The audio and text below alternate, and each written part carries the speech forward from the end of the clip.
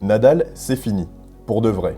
Et la première fois que je l'ai vu jouer, j'étais à des années-lumière de m'imaginer l'impact qu'il aurait sur moi et à quel point il façonnerait plusieurs années de ma vie. J'étais loin de deviner que ce gamin fougueux, avec son pantacourt, son bandeau et sa détermination à toute épreuve, deviendrait bien plus qu'un simple joueur pour moi. Parce qu'à travers son parcours, Rafael Nadal m'a transmis des valeurs profondes. La persévérance, l'humilité, la résilience. Plus qu'un champion, Rafa est devenu une boussole, un modèle qui m'a accompagné bien au-delà du tennis. Et dès le début, il y avait chez Rafa quelque chose de différent. Chaque frappe, chaque course, chaque point était joué avec une intensité inouïe, comme s'il mettait tout son cœur dans chaque frappe sans rien laisser au hasard. Et quand je découvre ce cyborg, j'hallucine, mais je deviens un gros client du personnage jusqu'à ne plus jamais le lâcher et regarder tous ses matchs avec la volonté la plus forte qu'il gagne. Suivre Rafa, ça a été un long voyage, pas toujours tranquille, mais constamment passionnant. Un parcours jalonné de triomphes épiques pour mon plus grand bonheur, mais aussi de désillusions profondes et de défis presque insurmontables. Presque, car Rafa a déjoué les pronostics de ceux qui le voyaient à la retraite anticipée, en se surpassant physiquement, car son corps est devenu année après année un ennemi quasiment aussi redoutable que ses deux plus grands rivaux. Et tous ces aspects chez Rafa m'ont marqué, m'ont inspiré, m'ont même influencé jusqu'à avoir un impact dans ma manière de penser et d'agir. Et alors que Rafa vient de tirer sa révérence, c'est son histoire que je vais vous raconter, mais sous mon propre prisme. Parce qu'on est probablement des millions dans le monde à l'admirer, mais chacun a son propre regard sur sa carrière, ses accomplissements et ce qu'il va laisser derrière lui. Alors voici un dernier hommage à Rafa, en toute transparence.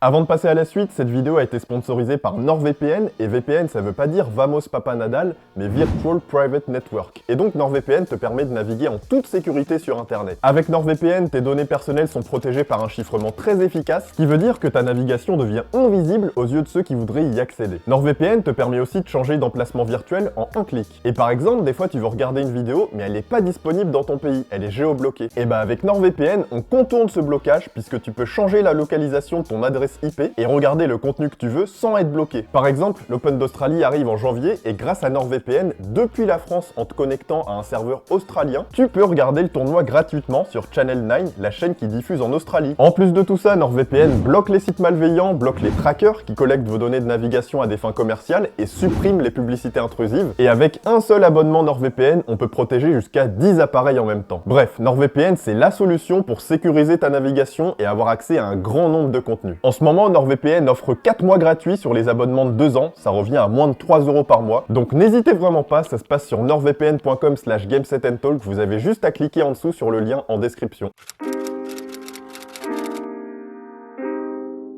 Bon, ça y est, on s'en doutait, on le sentait depuis un petit moment, Nadal arrête. J'ai 24 ans, ça fait plus de 10 ans que je regarde du tennis très régulièrement, donc forcément j'ai grandi avec lui, avec Roger, avec Novak, et au début j'étais ébloui par Roger, je le trouvais extraordinaire. Mais par la suite, j'ai choisi le camp de Rafa, tout en admirant Roger. J'ai choisi Rafa parce que ça a été un choc quand je l'ai découvert. On est français, et chaque année on peut pas passer à côté de Roland Garros. Donc à partir de 2005, on a eu ce même discours à la télé, dans les journaux, à la radio, Nadal vainqueur de Roland Garros. Et moi, mon rapport à Nadal, il commence véritablement en 2009, où il perd un match pour la première fois à Roland Garros contre Soderling, qui est en plus à la tête du méchant dans un film, et il déloge Nadal. Et là, j'entends parler d'un tremblement de terre dans le monde du tennis. Donc je me penche dessus, et je me souviens particulièrement de l'atmosphère ultra tendue sur le court, avec cette poignée de main glaciale entre les deux, et le public aussi qui jubile, qui commençait à en avoir marre de Nadal. Donc moi je vois ça, j'ai 9 ans, je suis super intrigué, donc je commence à m'intéresser à Nadal et je découvre un joueur unique. Un jeune espagnol avec sa grinta et son style de jeu incroyable, son lift fou et sa domination sans partage sur terre battue qui m'impressionne. Je rattrape forcément un peu son début de carrière et ce qu'il a fait avant, sa rivalité avec Federer, la finale à Wimbledon, et j'ai plongé dans la marmite. Parce que déjà à l'époque, il dégageait quelque chose d'unique sur le court. Un mélange de férocité avec ses coups tranchants et de vulnérabilité aussi avec ses cris stridents, et je me suis pris de passion et d'admiration pour lui. Et pour sa personne aussi. Gentil, humble, persévérant, résilient,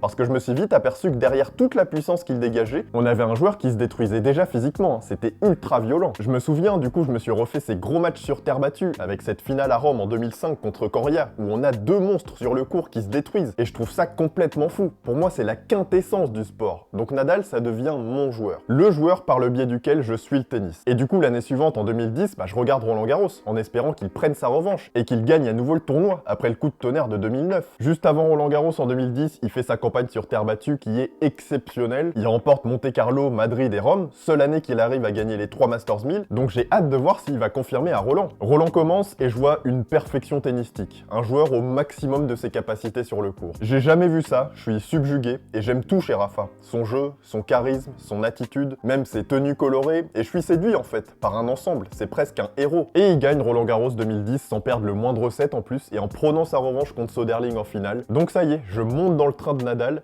mais je suis encore très loin d'imaginer ce que je vais vivre par la suite avec lui. Alors une fois que je suis monté dans le train, j'ai commencé à suivre Rafa tous les ans, tous les mois, toutes les semaines, à chaque tournoi qu'il jouait. Et c'était le début d'une grande aventure, parce qu'il m'a tellement impacté, et je vais vous expliquer en quoi il m'a impacté, mais il m'a tellement marqué que j'étais pleinement investi dans ses matchs. Je vivais chacun de ses matchs comme si c'était les miens, ce qui fait que je vivais la chose intensément. Dans les grandes victoires, j'étais comme un dingue, je me souviens de 2013 évidemment, où il revient de blessure et il gagne quasiment tout. Il fait le triplé incroyable Montréal-Cincinnati US Open, et en tant que supporter, c'est fou à vivre. Mais aussi dans les défaites terribles, les périodes sombres, et évidemment que j'ai 2015 en tête, où là on a souffert les fans de Rafa, parce que c'était horrible. Rafa avait perdu tous ses moyens, son tennis avait disparu. Donc c'était ultra frustrant, mais c'est aussi ça, supporter un joueur pour de vrai. C'est accepter les triomphes, mais aussi les échecs. Contre Djokovic à Monte-Carlo, à Roland Garros, contre Rosol, Darcis, Kyrgios, Brown ou Fonini à l'US Open. Donc suivre Rafa pendant toutes ces années, c'était intense, parce que c'est devenu une inspiration petit à petit. Et je pense, j'espère que vous aussi, vous avez pu être inspiré par un grand sportif, pas forcément dans le tennis, et même pas forcément que dans le sport en fait. Ça peut être un chanteur, une actrice, un philosophe, une humoriste, un influenceur ou toute autre personnalité publique. Parce que quand on admire un champion jusqu'à ce qu'il nous inspire, ça en devient bénéfique pour ta propre vie. Parce que quand Nadal il se blesse et il réalise un comeback exceptionnel quelques mois plus tard, tu t'identifies à lui directement. Notamment quand tu traverses une période difficile dans ta vie professionnelle ou personnelle. Tu broies du noir, t'es déprimé, mais tu finis par te dire que Rafa aussi il était au fond du trou. Et qu'il a réussi à revenir plus fort du bas qu'il a subi pour aller sur un haut incroyable. Donc s'il a été capable de franchir cet obstacle à son échelle bien sûr, et peut-être que je peux le faire de mon côté, à mon échelle. Et je me dis aussi, Rafa, à ma place, qu'est-ce qu'il aurait fait? Est-ce qu'il se serait apitoyé sur son sort ou est-ce qu'il aurait tout fait pour rebondir rapidement? D'après ce que je vois sur le court, sa manière de se battre sur chaque point, chaque frappe, évidemment qu'il aurait rebondi rapidement. Donc tu deviens humble, résilient et tu te bouges. Parce que Rafa, c'est vrai que c'était l'incarnation de valeurs très fortes et il avait l'habitude de dire « Je préfère qu'on ait le souvenir de moi d'une bonne personne plutôt que d'un bon joueur de tennis ». Alors je sais pas si ce sera le cas au final, mais Rafa c'était un dépassement de lui permanent sur chaque point. Rafa c'était une humilité rarissime pour un tel champion. Et quand je dis humilité rare, en vérité, tous les grands champions sont humbles. Les Djokovic, Federer, méga humbles, sinon tu gagnes pas autant de titres. Mais lui, il a toujours affiché une humilité en public comme en privé hors du commun. Ça va de dire bonjour à tout le monde quand il est en tournoi, jusqu'à aider au nettoyage à Majorque après les inondations sans appeler les médias, contrairement à ce qu'on a pu entendre. Rafa, c'était un obsédé de la gagne, il était prêt à se déchirer sur le court. Et quand tu vois un tel phénomène de l'extérieur, ça t'inspire et ça t'impacte directement. T'as envie de faire comme lui parce qu'il te fait rêver et il cartonne, donc tu fais pareil. Tu deviens un peu plus résilient que tu l'étais déjà. Tu te bats encore plus que tu le faisais auparavant. T'es encore plus passionné que tu l'étais. Et ça donne un véritable cercle vertueux, à condition de pas devenir fou, en faisant tout ce que fait Nadal à la lettre, de pas s'entraîner et jouer comme Nadal, parce que n'est pas Rafa qui veut. Le tout, c'est de tirer profit de l'admiration qu'on a pour Nadal, sans tomber dans l'excès.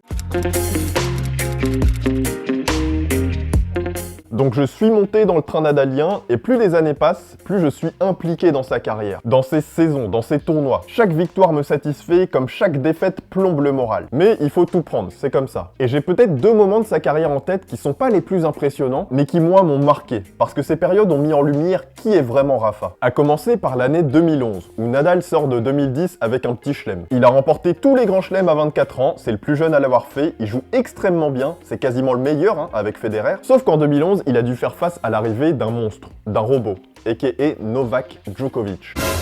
Djokovic qui est venu rejoindre le sommet du tennis mondial en gagnant tout, notamment 6 grands titres contre Nadal à chaque fois en finale. On parle d'Indian Wells, Miami, mais aussi Madrid et Rome, donc sur terre battue, des tournois où Nadal dominait sans partage, Wimbledon et l'US Open. À chaque fois en finale, Djokovic a été plus fort que lui. Pourtant en 2011, Nadal y jouait extrêmement bien. Il a remporté que 3 tournois en 2011, contre 10 pour Novak. Donc c'est une période où il a dû trouver des solutions, se remettre en question. Il est même allé jusqu'à construire avec Tony Nadal un plan anti-Djokovic. Le gars gars il perd contre Djokovic 6 fois, il met en place une stratégie pour battre Djokovic. Deuxième période qui m'a marqué, c'est 2014, où Rafa nous fait une campagne sur terre battue pas exceptionnelle comparée à ses standards. À Monte-Carlo, il perd en quart de finale contre Ferrer, donc grosse déception. À Barcelone, il perd en quart contre Almagro, rendez-vous compte. À Madrid, il gagne le tournoi, mais Nishikori, qui l'a miné en finale 6-2, 4-2, finit par abandonner. Et à Rome, il perd en finale contre Djokovic. Donc il faut se rendre compte que Nadal, avant Roland-Garros en 2014, globalement, on est inquiet. Parce qu'il est jamais arrivé à Roland-Garros avec si peu de victoires et si peu de certitude. Sauf que vous connaissez l'histoire. Roland-Garros,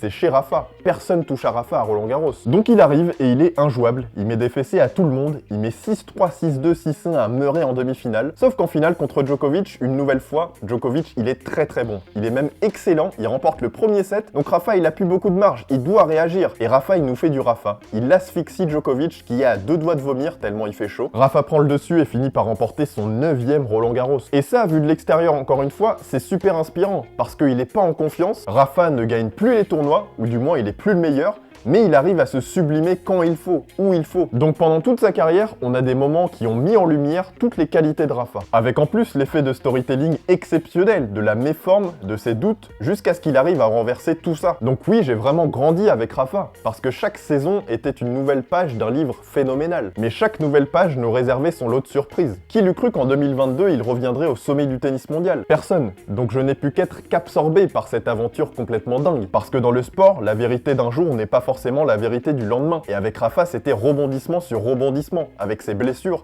et ses comebacks. Grandir avec Rafa, c'est aussi tirer des leçons de vie de son parcours. Chaque épreuve qu'il a traversée m'a personnellement marqué, parce que j'ai pu me construire via ses propres succès et échecs, et c'est la magie d'avoir une idole, sans encore une fois rentrer dans l'excès. Donc grandir avec Rafa et suivre sa carrière avec passion pendant toutes ces années, oui, ça a influencé ma personne et mon quotidien.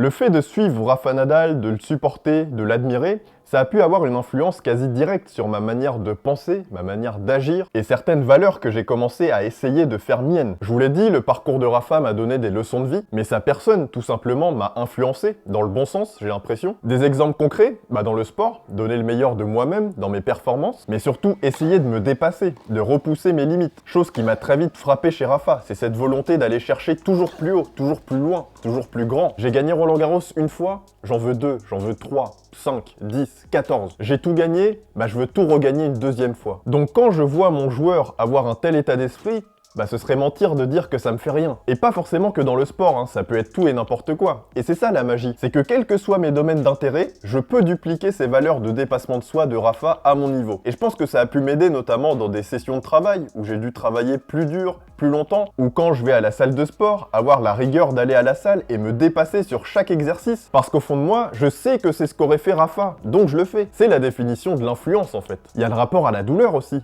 Moi j'ai l'image de Rafa d'un joueur qui a joué toute sa carrière, ou quasiment, avec des blessures. Et on parle pas de la petite blessure au nez ou au coin de l'oreille. On parle de douleurs musculaires qui t'obligent à adapter ton jeu et tes déplacements pour masquer au maximum cette douleur et être capable de jouer 3, 4, 5 heures. Donc pareil, il m'a vraiment inspiré de ce point de vue-là. Et ça a joué sur mon propre rapport à la douleur. Où avant, j'étais peut-être un peu plus sensible et moins résilient quand je me blessais, ou même quand j'étais malade. Donc quand j'ai vu tout ce qu'il a dû traverser dans sa carrière, et encore nous on est que spectateurs, on n'a pas vraiment vu tout ce qu'il a enduré, mais quand je vois sa paume de main pendant l'Open d'Australie en 2014, quand je vois la sensibilité de ses doigts aux ampoules, et pourtant le fait qu'il arrive à gagner des grands chelems, je me dis que de mon côté, je vais commencer à me calmer dès que j'ai un rhume ou des douleurs qui, je le sais, vont finir par s'estomper. C'est de l'influence. Mais de l'influence positive. D'ailleurs, de nos jours, le mot influence est utilisé à tout va, ça devient un terme galvaudé, et l'influence en 2024, c'est pas forcément pour le meilleur. On pense aux réseaux sociaux où on a des influenceurs qui poussent à la consommation, on reste scotché sur les réseaux sociaux et on perd le goût de l'effort. Là, pour le coup, avec Nadal, et ça marche pour les grands athlètes, l'influence est exceptionnelle, et le mois avant de supporter Nadal et d'essayer de faire mienne les valeurs qu'il représente, et après, il y a une différence. Peut-être pas énorme, mais rien que dans ma manière de voir les choses et de relativiser, si, c'est quand même assez pour être souligné. Quand les parents de Rafa ont divorcé en 2009, ça l'a énormément affecté. Mais au lieu de rester triste et désemparé, il a su se montrer plus fort que son chagrin en revenant dès 2010 en remportant 3 grands chelems d'affilée. Donc quand je vois ça, je me dis que personnellement, quelle que soit l'épreuve que j'ai à affronter, sois résilient, parce qu'il y a toujours plus grave dans la vie. Et il faut déjà être reconnaissant d'être en bonne santé, d'avoir un toit au-dessus de ma tête, de manger quand je veux, de pouvoir faire du sport. Et toutes les choses les plus simples de la vie auxquelles on pense jamais, mais des choses que des millions de personnes rêveraient d'avoir, je pense que c'est la plus grande réalisation que j'ai eue en suivant Rafa, et pas des moindres. Parce qu'avec cet état d'esprit, je suis pas invincible, je reste vulnérable, mais j'ai un recul sur la vie qui fait que chaque épreuve difficile sera appréhendée avec beaucoup plus de détachement. Rafa, c'est un exemple aussi en termes d'amélioration constante. Pendant toute sa carrière, je l'ai vu constamment chercher la progression pour chacun de ses coups. En revers, toujours l'améliorer un peu plus. Le slice devenir une arme redoutable. Le coup droit, garder ce lift fou, mais aussi gagner en agressivité et trouver des angles. La volée qui est devenue une merveille. Donc il va toujours chercher les 5% en plus pour avoir une meilleure version de son jeu. Ça aussi, méga inspirant. On peut dupliquer ça pour n'importe quel aspect de la vie. Je fais des vidéos YouTube, je veux que chaque prochaine vidéo soit meilleure que la précédente. Donc il faut se remettre en question, et Nadal, c'est le roi de la remise en question. Quand il arrive à Roland-Garros et qu'il a déjà gagné 11, 12 ou 13 fois le tournoi, et qu'il aborde son premier tour avec une énorme prudence, remise en question. Quand après sa demi-finale à Monte-Carlo en 2018 gagné contre Dimitrov 6-4, 6-1 et qu'il brandit son téléphone sur le court pour demander à Moya de réserver un court pour retaper juste après, remise en question. Donc de par tous ces exemples, oui, Nadal a pu avoir une influence dans mon quotidien ou dans ma manière de penser et d'agir. Nadal part, et on est définitivement sur la fin d'une ère exceptionnelle de 20 années complètement folle. Mais si on se focalise sur la fin de Nadal, qu'est-ce qu'on en pense? Qu'est-ce qu'on pense du Nadal post-Roland-Garros 2022 jusqu'à cette fin de carrière en Coupe Davis? Dites-moi en commentaire votre sentiment sur ces 2 années vraiment compliquées pour Rafa. Moi je vous avoue que je suis assez déçu par cette fin. Évidemment le top ça aurait été de se retirer il y a 2 ans après son sacre à Roland-Garros, mais c'est trop facile de le dire maintenant. Et quand j'ai vu sa fin de saison 2022 avec des défaites récurrentes, Tiafoe à l'US Open, Tommy Paul à Bercy, Fritz et Auger-Aliassime au Masters, puis Norrie et Dominor à la United Cup, j'ai commencé à complètement me détacher de Rafa, ou du moins de ma volonté de le voir gagner à tout prix. Et j'avais juste envie de le voir jouer sans douleur, sauf qu'en 2023, il joue pas. Et puis c'est ses choix aussi qui ont commencé à me faire penser que lui-même, il était plus tant motivé que par les grands titres. Quand il fait sa tournée en Amérique du Sud avec Ruud, quand en 2024 il nous fait ses exhibitions à Vegas avec Alcaraz, mais que quelques jours après il est forfait à Indian Wells, quand il devient ambassadeur de la fédération que vous savez et qui nous fait son Six King Slam, on se dit que les priorités ont changé pour lui. Et à partir de ce moment-là, c'est incohérent de garder le même niveau d'attente et de passion pour chacun de ses matchs. J'ai personnellement préféré rêver avec Djokovic en 2023 qui a traumatisé les jeunes. Parce que c'est lui qui a gardé le flambeau à lui seul du héros senior sur le circuit. Donc je me détache un peu de Rafa. Forcément, quand il perd contre Thompson à Brisbane, je suis déçu.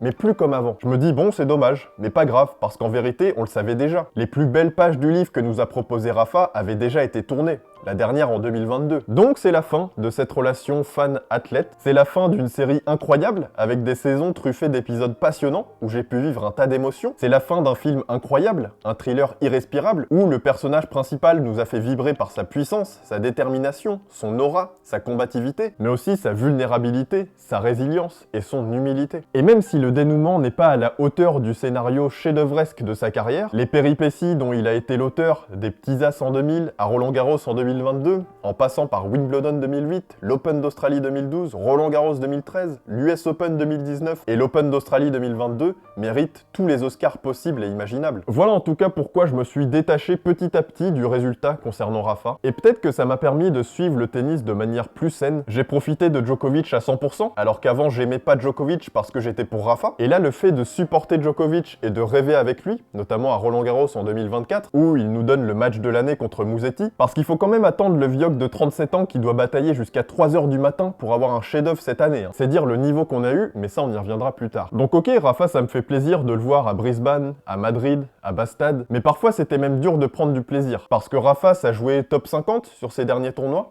et encore, Donc je prenais ces matchs plus comme un bonus et une occasion de le voir une dernière fois, plutôt qu'une occasion de remporter un titre en plus à chaque fois. Donc une fin de Nadal difficile, mais un après Rafa qu'il sera encore plus.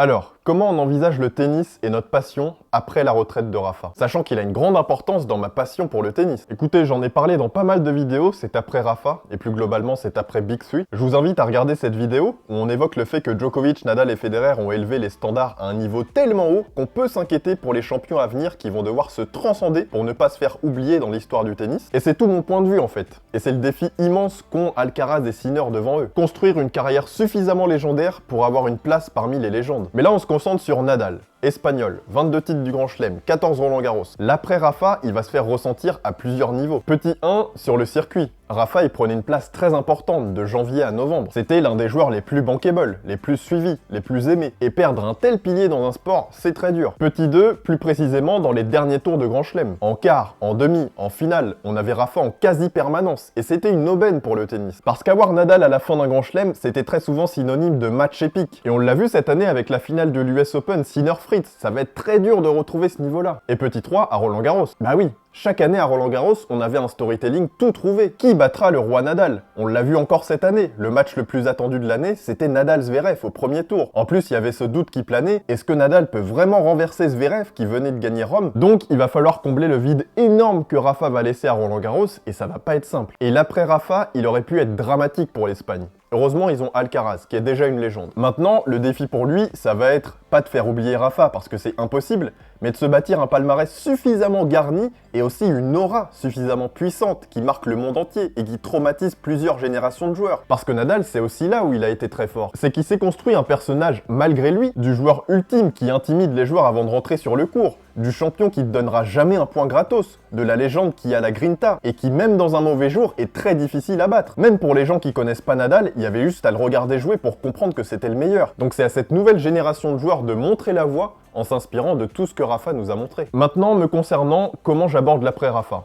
Bah avec beaucoup d'incertitudes. Je sais pas vraiment comment mon rapport au tennis va évoluer dans les années à venir. Je sais que j'adore Sinner et que je vais le supporter. J'aime Alcaraz et je suis très curieux de voir jusqu'où il va aller. Donc évidemment que je vais pas quitter le train. Et en ce qui concerne l'héritage de Rafa dans ma vie, bah ce sera jusqu'à la fin. Il m'a trop marqué pour que sa mémoire s'efface de la mienne. L'impact a été trop brutal pour que j'oublie à quel point l'humilité c'est important, la résilience c'est important, que rien n'est plus fort que la passion mélangée au travail. Et c'est des leçons que je manquerai pas de transmettre à mon tour, même si j'ai pas sa crédibilité évidemment en termes d'accomplissement. Mais à mon échelle, et c'est déjà le cas, j'essaye de faire passer des messages de manière subtile. Quand je vois des comportements qui me semblent inappropriés, calme-toi, reste humble. T'as perdu ton match à 15-2? Pas grave, tu feras mieux la prochaine fois. T'as raté ton permis de conduire?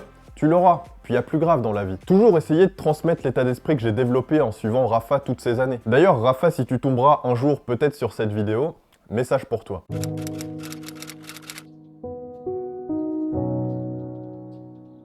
Cher Rafa, ça y est, tu viens de ranger les raquettes et de te retirer de la planète tennis. Alors que tu viens de frapper tes derniers coups droits en compétition, je ressens déjà un mélange de gratitude et de nostalgie.